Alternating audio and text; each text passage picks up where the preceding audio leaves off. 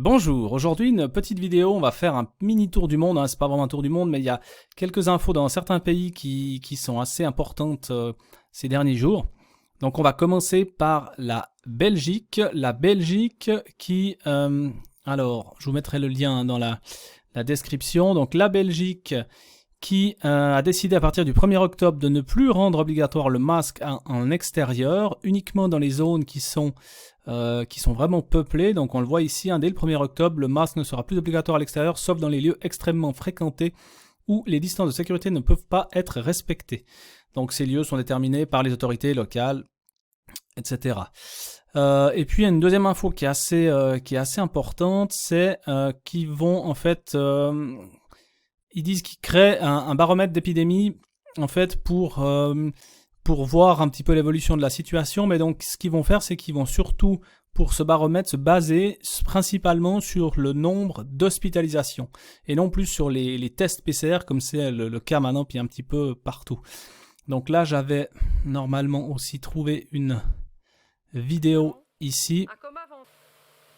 Pour déterminer le niveau de gravité de la situation épidémiologique, ce baromètre se basera principalement, mais pas seulement, sur l'évolution du nombre d'hospitalisations. En effet, nous devons continuer impérativement à limiter la saturation de nos services hospitaliers, et ce afin de garantir la meilleure prise en charge possible des patients dans nos hôpitaux.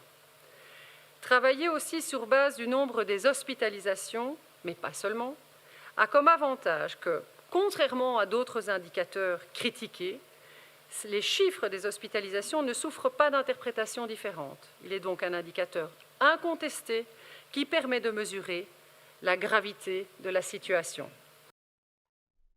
Voilà, donc vous voyez que c'est plutôt une bonne nouvelle, bon, bien que la Belgique ne soit pas peut-être le meilleur exemple à suivre, ils ont quand même pas mal de restrictions, mais disons que c'est au moins une évolution au niveau de ces tests. Et puis si on fait un petit tour, donc je vous rappelle le site worldmatters.info /coronavirus, où vous avez toutes les informations. Si on va regarder, donc quand vous arrivez sur le site, vous descendez un petit peu, et puis vous mettez peut-être pas sur now puisque c'est aujourd'hui, mais sur le jour d'avant, car sur le jour actuel, on n'a pas toujours toutes les infos. Et puis, donc si on va regarder un petit peu ce qui se passe alors en Belgique, où sont nos amis belges? Voilà, ils sont là en 32. Donc on voit que...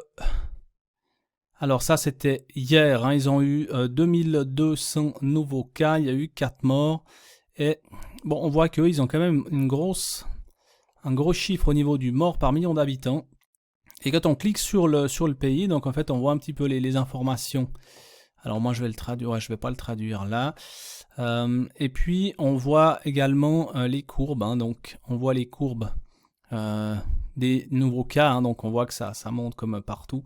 Et puis on voit au niveau les courbes des morts. Alors si on met la moyenne, on voit que ça reste quand même aussi relativement plat tout de même. Donc ils ont, vous voyez, 1, 2, 3, 4, etc. Ils ont quelques morts journaliers, mais ça reste assez bas également. Donc ça c'était pour la Belgique.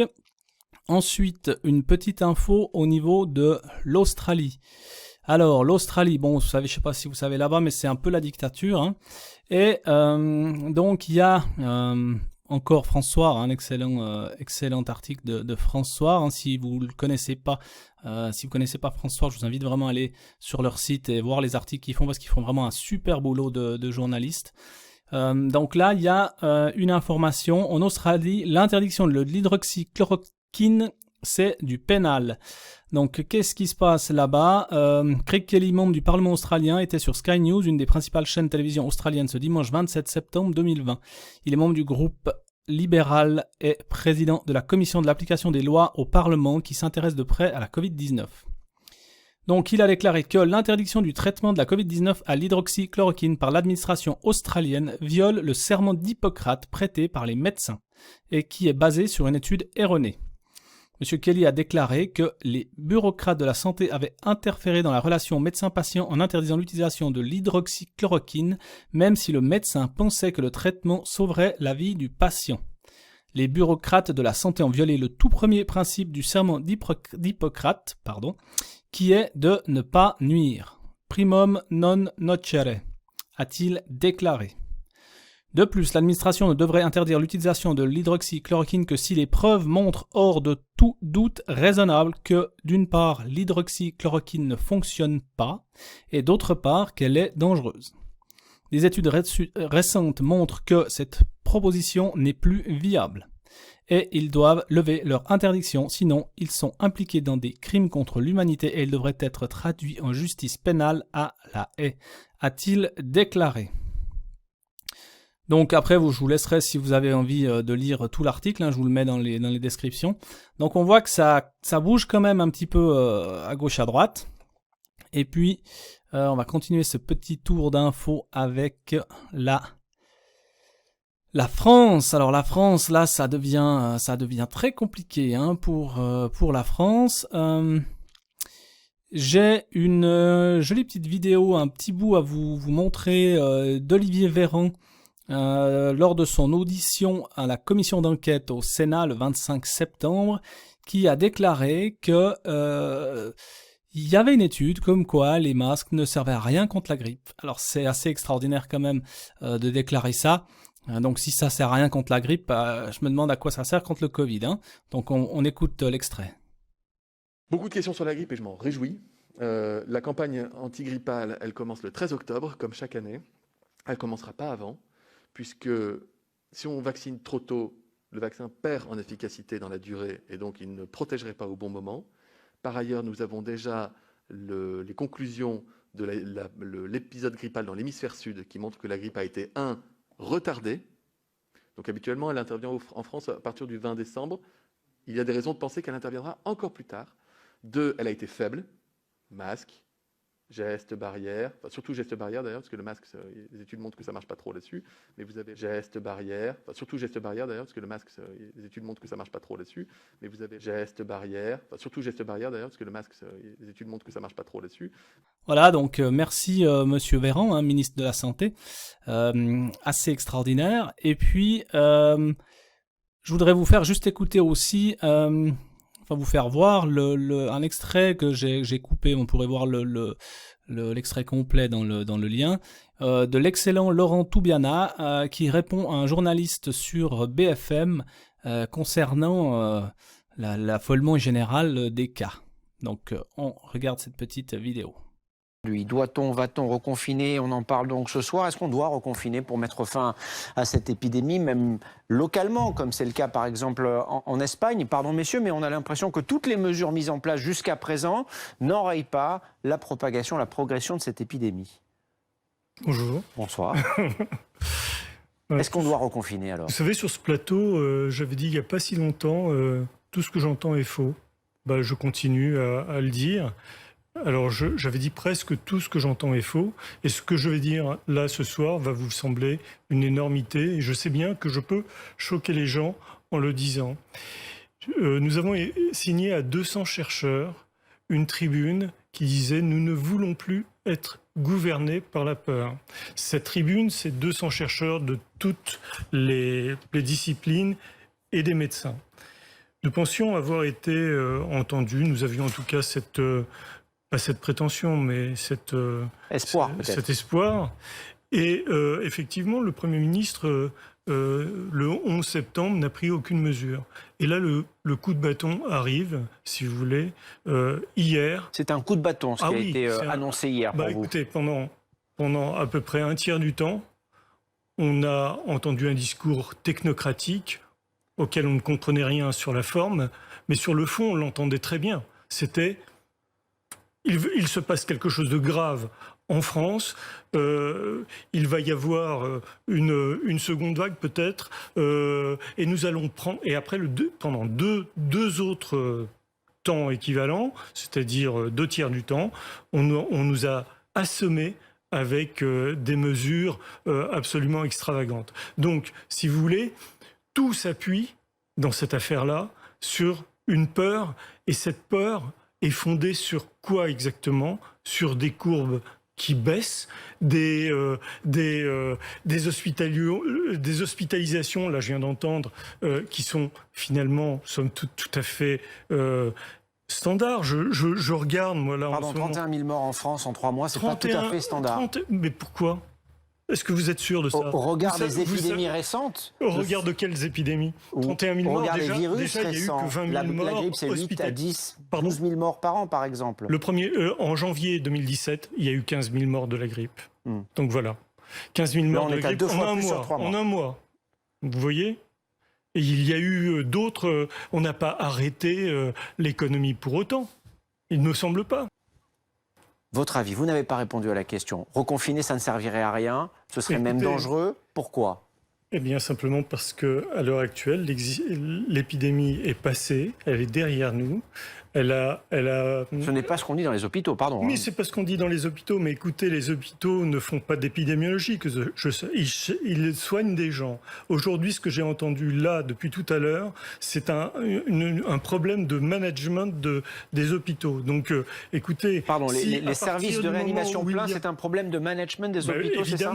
Évidemment, ce qui est grave là ici, c'est qu'on ne puisse pas recevoir, lorsqu'on a 200 milliards, lorsqu'on paye 200 milliards la santé en France, qu'on ne puisse pas recevoir des gens. Moi, ça me pose plus un problème d'organisation qu'un problème d'épidémiologie. Mais le fait est qu'aujourd'hui, ces hôpitaux ne peuvent pas recevoir des patients. Donc, ce n'est pas une vue de l'esprit. C'est ces dizaines ou ces centaines de personnes qui y arrivent chaque jour. En France, aucune idée. Eh bien, il y en a 3000. 3000 hôpitaux. Savez-vous combien il y a de lits d'hôpitaux en France? Est-ce que vous avez une idée de ça?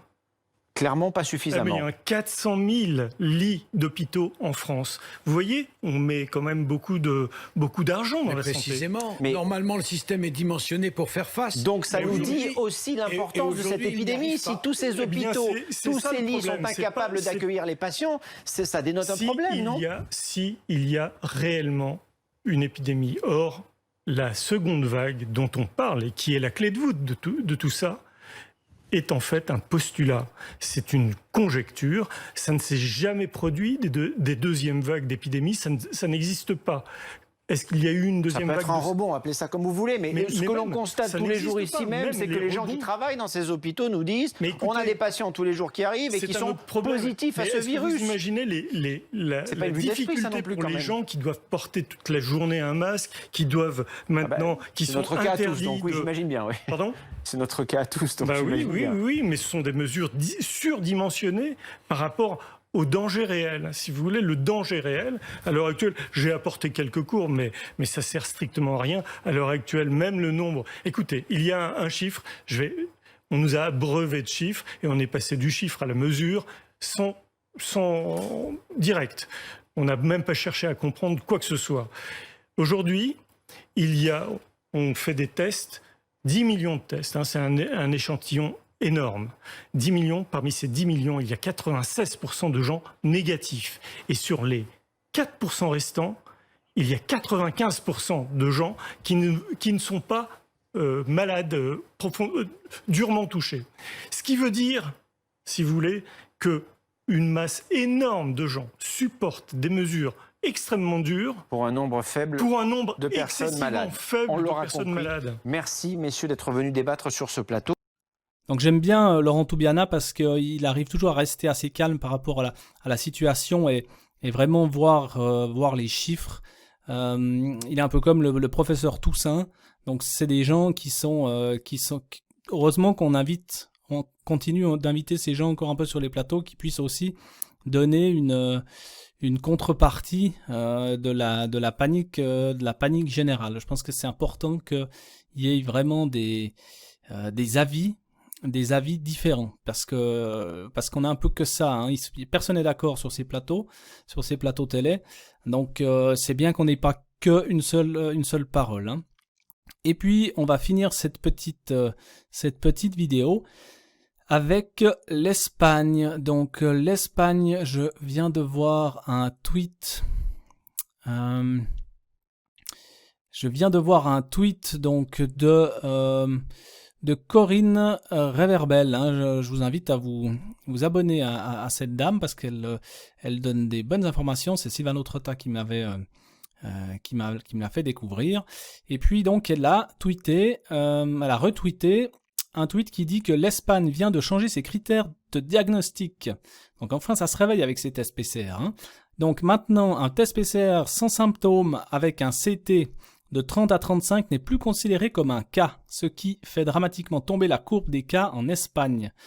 Donc pour ceux qui ne le savent pas, pour pouvoir déterminer en fait les tests PCR, en fait, pour pouvoir trouver le virus, ils font de l'amplification du matériel génétique. Donc ils vont devoir amplifier plusieurs fois jusqu'à ce qu'ils trouvent des traces du virus. Alors le nombre de cycles, en fait le CT, c'est le nombre de cycles d'amplification, et ce CT, on sait maintenant qu'au-delà de 35, en fait tout ce qu'on va trouver dans votre corps au niveau du virus, le virus n'est plus dangereux. Donc en fait, ce serait important, ça faisait l'objet d'une de mes vidéos, ce serait important de savoir quand si vous vous faites tester, à combien est le CT du laboratoire en fait, parce qu'il y a des laboratoires qui vont pas forcément vous le dire. En tout cas, on n'en a pas de ces informations en Suisse. Je sais pas à combien les tests sont faits, mais disons que maintenant l'Espagne, dès qu'ils sont 30 et 35, si la personne est asymptomatique et qu'elle fait un test, elle sera plus considérée comme un cas. Donc on va aller voir sur Worldmeters pour l'Espagne. Donc si je reviens ici sur Spain, donc là on va voir, il veut toujours me le traduire, je vais le laisser en anglais. On va voir ici, vous voyez, Daily New Case in Spain, et on voit que effectivement, hein, ça a chuté, et puis pas qu'un peu, hein, on est descendu, on était à 11 000, on était quoi, allez, à peu près à 10 000 cas, 10-11 000 cas, et paf, on est passé à la moitié, hein, même moins que la moitié. Donc voilà la courbe des cas en Espagne. Donc imaginez qu'ils fassent la même chose partout. Voilà, je sais pas ce que ça donne parce que je sais pas, on n'a pas les infos. Alors je sais pas en France comment c'est, si c'est la même chose avec à combien ils font les CT. D'après ce que disait le professeur Raoult, je pense que ça doit être le même problème, mais j'ai pas d'informations, là-dessus. Et si on va regarder la France, alors ils font des records de cas positifs, hein. Je vais me mettre juste sur Europe ici. Alors on va se mettre à hier, et on voit hier qu'en France, alors eux ils ont le record, hein, ils étaient à 14 000. Hein. Donc c'est quand même assez étonnant parce que on voit que la France, ils ont 14 000 cas, alors que l'Allemagne, hein, juste à côté, 1003. Et si on regarde il y a 2 jours, la France était à 15 797 et l'Allemagne à 2360. Donc on se demande ce qui se passe en France, hein, pour qu'il y ait autant de cas. Je veux dire, ils sont champions d'Europe, hein. Cette fois c'est pas au football, mais là ils sont champions d'Europe aussi. Donc si je reprends les courbes de la France, alors qu'est-ce que ça dit? Ouais, donc eux, ils sont toujours assez en train de grimper, hein. Et puis au niveau des morts, alors on voit qu'ils ont une augmentation, hein, du nombre de morts en France. Mais bon, c'est très variable. Alors je sais pas si c'est parce que des fois il y a des couacs dans leur dans les annonces des nombres des morts. Donc je sais pas si ça c'est correct ou pas. Là on voit qu'on en a eu 150 le 25, 39 le 26. Faudra voir si ça se confirme comme ça. Bon, il faut savoir qu'en France, hein, en moyenne par jour, ils ont 1500 morts, hein, de toutes causes confondues. 1500. Donc, ça, voilà, quand on met en perspective, hein, c'est toujours la même chose. Donc, voilà un petit peu ces 2-3 petites infos que j'avais envie de partager avec vous aujourd'hui. Je vous souhaite une bonne fin de dimanche.